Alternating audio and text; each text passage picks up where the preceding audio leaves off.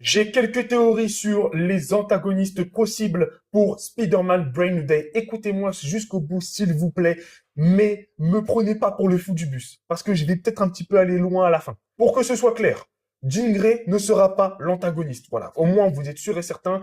Dites-vous dans votre crâne, ce ne sera pas une antagoniste. Elle sera là pour sûr, pour libérer soit d'autres mutants, soit se libérer elle-même du joug de Damage Control. Et c'est pour ça qu'elle manipule des agents du Damage Control et bon, c'est dommage, mais une vieille dame, enfin une dame en tout cas, on verra la raison du pourquoi, du comment, mais c'est sûr que c'est cette raison-là. Voilà. Ensuite, maintenant, le premier antagoniste possible, c'est juste la main. Voilà, ce serait possible que ce soit seulement la main. On la voit plusieurs fois dans le trailer, on la voit pour une sorte de combat qui semble un combat final de notre ami Peter Parker dans la prison. Et pour moi, voilà, je me dis que c'est une forte possibilité. Maintenant, le deuxième, ce serait Wilson Fisk avec la main.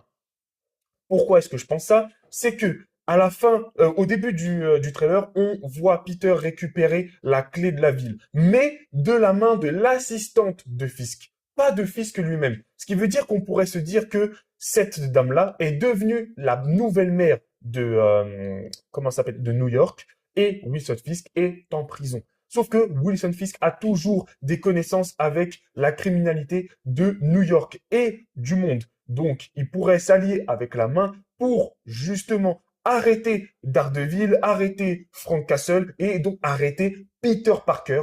Et c'est pour ça qu'on le verrait dans la prison à la fin en train de se battre contre la main, parce qu'en réalité, il ne se bat pas que contre la main, il se bat aussi contre Wilson Fisk, ce qui fait aussi référence aux comics. Quand Peter a le costume noir, eh bien, enclenché à grosse golden Wilson Fisk dans la prison parce que il a touché à Tante May.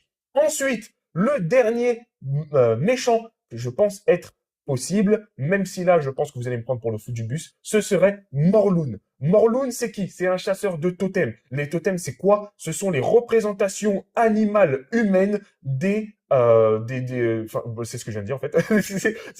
C'est des humains qui représentent des animaux.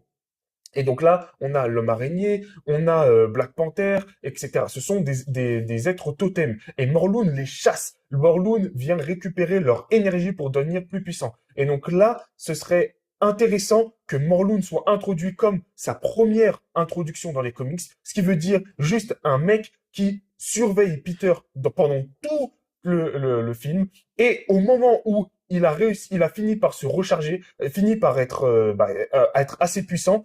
Il rencontre Peter là dans la rue, de nulle part.